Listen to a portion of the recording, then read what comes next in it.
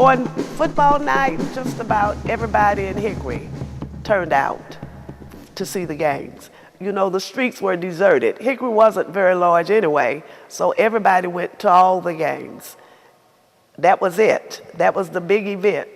Football at the Ridgeview dirt field on Friday nights. Fourth down, the Panthers are on their own 40. James Thompson is ready to punt for Ridgeview. First game of the season. We're here to see what kind of year this is going to be for the team once called the Untouchables. The ball is snapped. Thompson throws to Douglas Baumgartner. He does not kick it. Baumgartner's got a block. He's past midfield, down to the 30. Look at Baumgartner go. He's down to the 20, the 10. Touchdown Panthers. What an incredible run. Well, they were untouchable that time. We were a terrific team. They feared the Ridgeview Panthers. Every high school, they hated to play us, but it was exciting, and I enjoyed playing. Regular season games, home games, we played out here at the Brown Penn Center. Below the gymnasium, we call that the Dust Bowl. Very little grass, and at halftime you could see dust in the lights. So you knew Ridgeview was playing football. Back in those days, you know, you didn't drink much water or anything, and I'm telling you, we did. Wonder we still here. Those were some wild days, man. And heck, it was just like that practice was just like playing a team. We really put out. We came together as a family, and during practice, we'd be beating each other up, you know, like families do anywhere you go. But, you know, come Friday night, we came together and we took care of each other. Whenever I started playing football for Ridgeview, you walk on before you could walk on the field, you had to walk through a crowd of alumni that had played for Ridgeview before. And they like, hey boy, if you're gonna go out there and play, you better be playing or go home to your mama. They were there every practice, every game, cheering us on. Hey man, you did good today. We appreciate it, keep going. But next time, get lower than your opponent.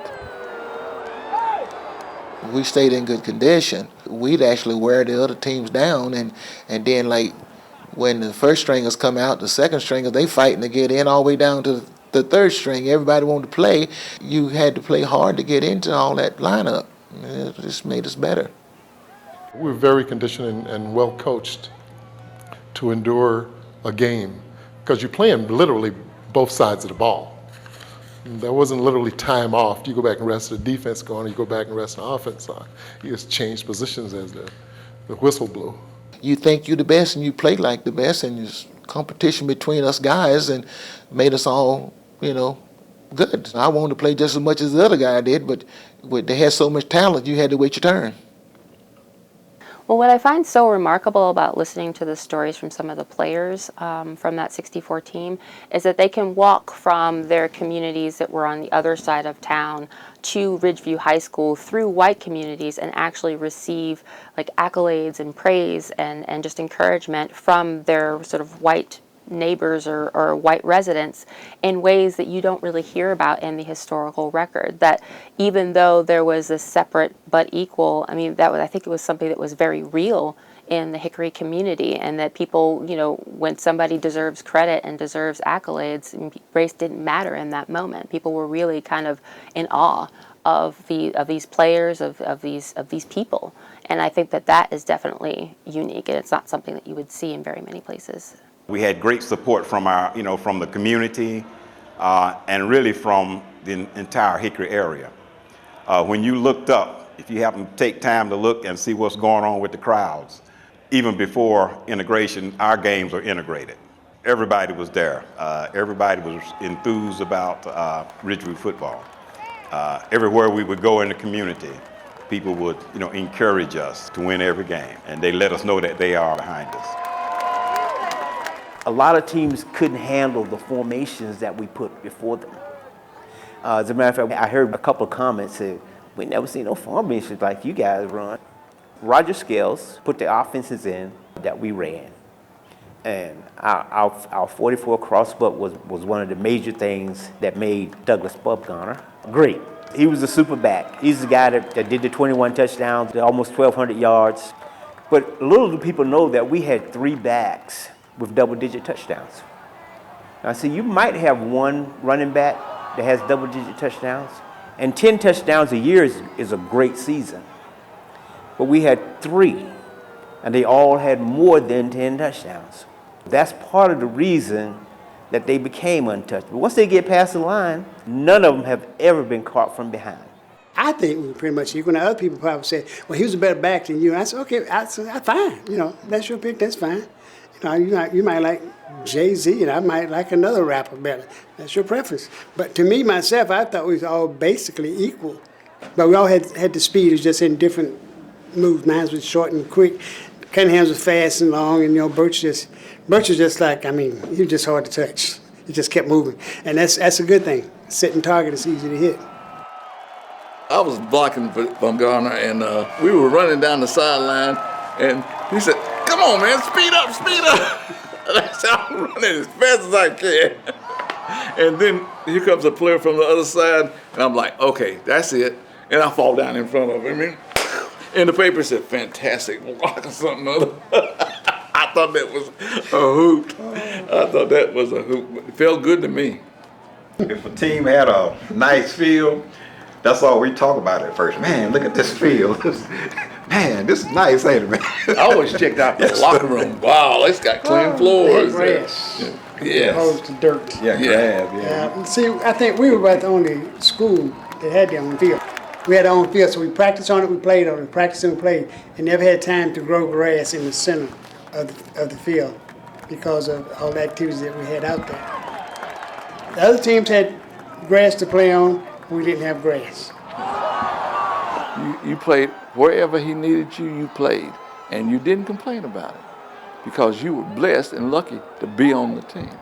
We heard that a lot of teams were looking at us to knock us off. We've been winning the conference championship every year since 1958. So they were looking to knock us off that crown. Nah, we're gonna take them out. They didn't do it. Each game was special. Each game was another challenge. Each game was another victory. And as they progressed in victories, to realize that we were still winning and nobody was scoring on us. I think we sensed that we could do this about mid-season. We'd really played some good competition. Nobody had scored on us. And some of the guys started talking, hey, we're gonna go unscored on. We can do this. But I remember the coaches always cautioning us, just focus on winning. Don't have this as the main goal. Concentrate, focus on winning. But amongst ourselves, we sort of had a deal. We're gonna do this. We never really said these things in front of the coaches, because again, they always want us to be focused on the main thing, which is to win the game. But we all sensed this, it would happen. And throughout the regular season, we shut everybody down. It may have been a few teams that got as close as the 30, 40-yard line. But, we always prevail. We always shut them down. Conditioning and determination and the love of the game. We can't forget that, before every game we had prayer. So we had faith in God and asked Him to lead us, protect us, and guide us. And I think all that emotion inside of us helped us do what we did to carry on the legacy. Personally, I never had any doubts. Personally, I never feared that we would lose. So I always had that. I always had that mindset. We were going to win. So whatever it takes. It was wearing those colors. That orange and blue is beautiful. And you as a kid to be able to wear that home and wear it to a game, and then you had your jersey, you're walking through your community back. I lived on the other side of town, which is called East Hickory. So you had about, I always joke with my grandkids until it was like 10-mile walk. I honestly don't know how far that was, but it was long. But to wear that through your neighborhoods, that jersey was really special. And you were proud of that you wore the orange and blue. And it was just something to behold. 1, 2, 3, 1, 2, ready? Yeah. everybody talks about our band and stuff. If we go somewhere, you know, the band come out, you know, but when our band come out, hey, everybody was there. Hey, and our majorettes and all that. I think they said they come out with 180 steps a minute, and that band hit the bill, and that desk be smoking. You talking about a show? That was a show.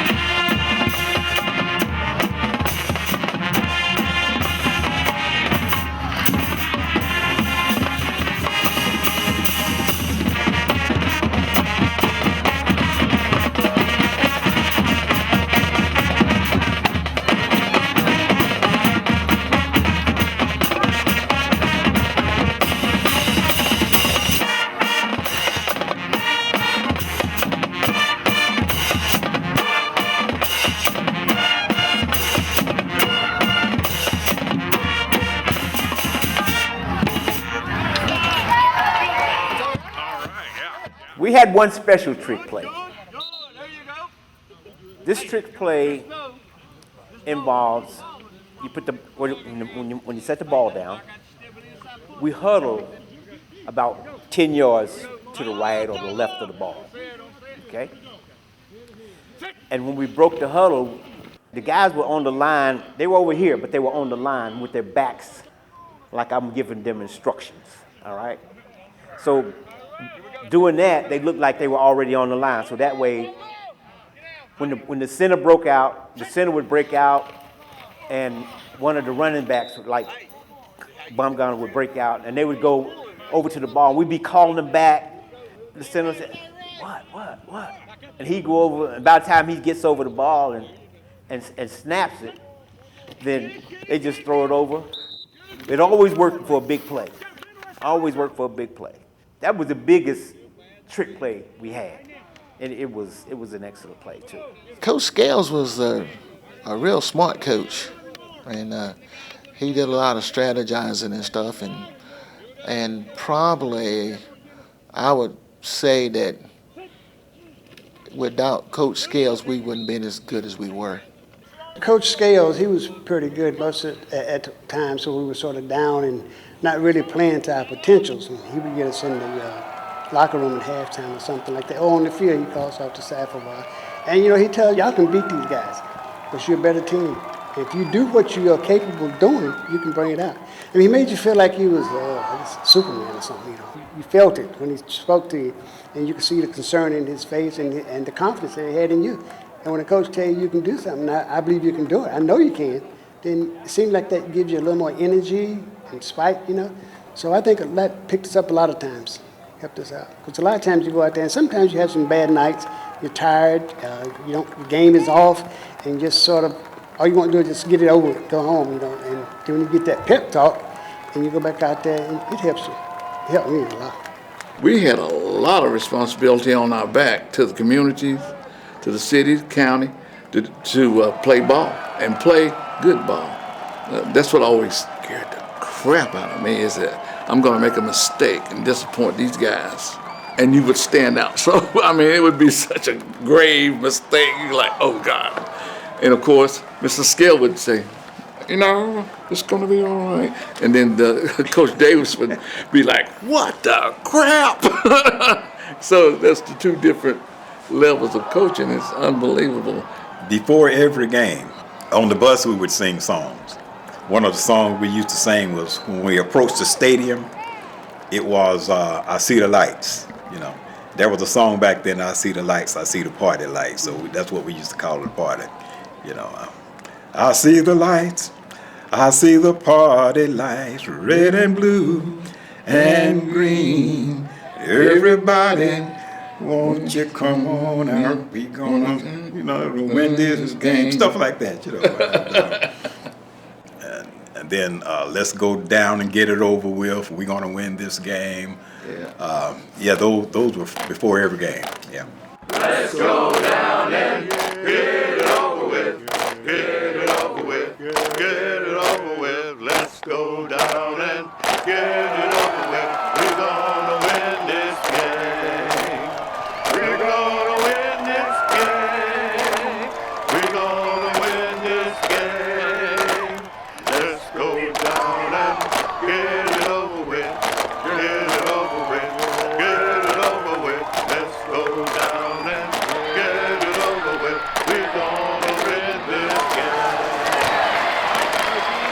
Well, when we played at home, we came out of the gym all the way down to the field singing that song till we got on the field.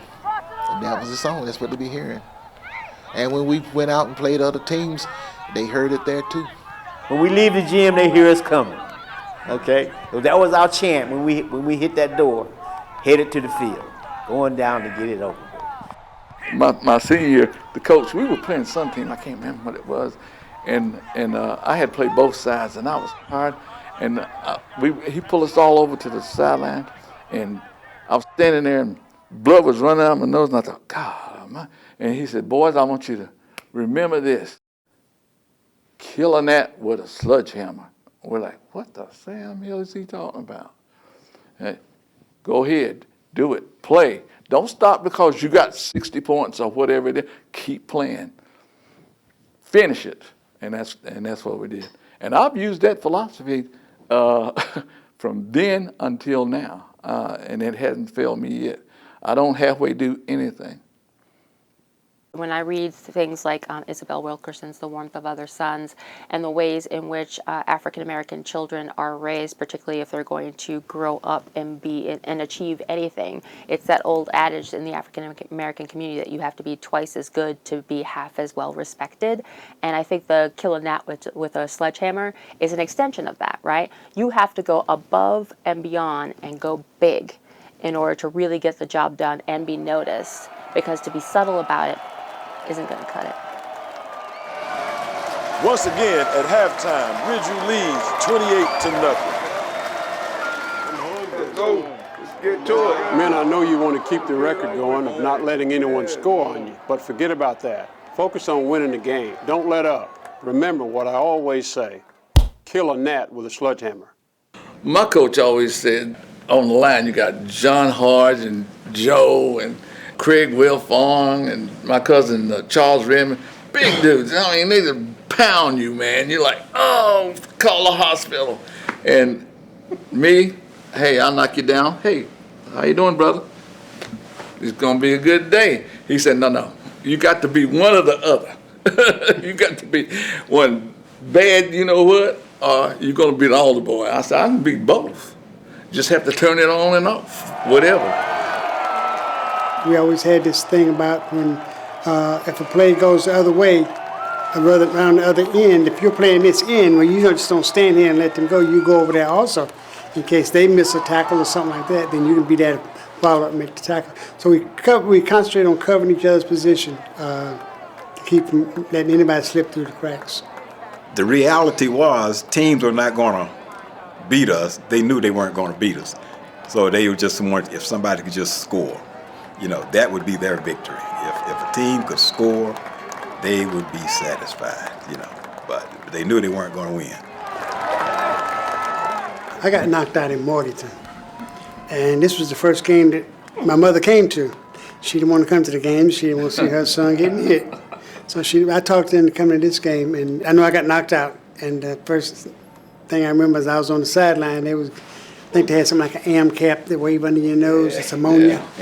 Bringing you to, and my mother was looking, and you know, she saw I was okay, so I got up, you know. So we got home, we talked about it. She said, I won't be back to no more games. She said, that's the last one. I'll just wait till they tell me what happened when you get home. We may not win the game, but we'll win the fight. That was what the guys, from Morganton would say. That was their attitude during the course of the game when they knew they weren't going to win. There came the fight, you know, and unfortunately, they had to call the game. All the players on the field fighting, everybody on the field were fighting, people on the sidelines were fighting. Mm-hmm. Then finally, both sidelines headed for the middle of the field, and the coach got the players off the field, got us on the bus, and down 40. Down 40, headed out of Morganton, you know. Our coaches had us prepared for everything, and we got into the game with Newton, and all of a sudden Newton sent a flanker out. We had never played a team where a guy went in motion out of the backfield, but we was ready for it. All of a sudden, this guy goes in motion, and the cornerback has to go in motion with the guy, and there's nobody on the corner. They didn't think we was going to catch it. So when they did that, I was the middle linebacker, and this one guy named Aggie, I run up into the line. I told him, I said, back out and play linebacker. And I shot down on the corner. And then that other guy took the guy down the field, and they isolated me one-on-one with a guy that's my cousin that played for Newton. And I wore him out.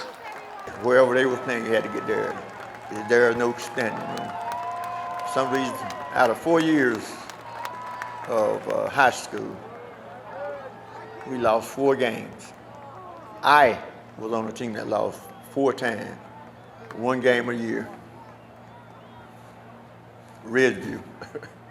So that was something, just playing against them was, and now, you know, God gave us this honor to come back and laugh and joke about it and talk about it, but that's something that we can cherish also, because we did play them, and which we were supposed to have beaten them, but that game was nowhere close.